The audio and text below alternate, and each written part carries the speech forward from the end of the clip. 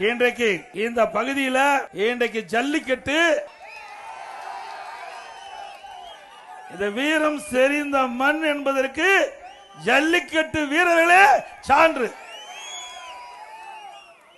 இந்த ஜல்லிக்கட்டு வீர விளையாட்டு அதற்காக அனைத்து இந்திய அண்ணா திராவிட முன்னேற்ற கழகம் பல அறிவிப்புகளை வெளியிட்டிருக்குது. அதேபோல வடமாடு அந்த நிகழ்ச்சியும் புகழ்பெற்ற பகுதி இந்த பகுதி.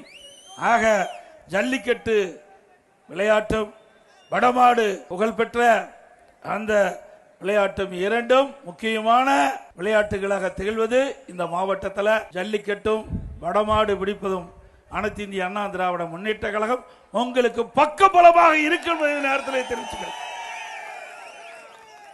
இந்த ஜல்லிக்கட்டு போட்டி நடைபெறுவதற்கு எழுச்சியோடு நடைபெறுவதற்கு அதற்கு 5 லட்சம் ரூபாய் அதிமுக அரசு வந்தவுடன் வழங்கும். எங்கெல்லாம் ஜல்லிக்கட்டு போட்டி நடக்கின்றதோ அனுமதி கிடைத்து நடைபெறுகின்றதோ அந்த இடத்திற்கு 5 லட்சம் ரூபாய் நிதியுதவி வழங்கப்படும். அதேபோல இப்போ ஆன்லைன் முறையை கடைபிடிக்கிறாங்க இந்த அரசாங்கம்.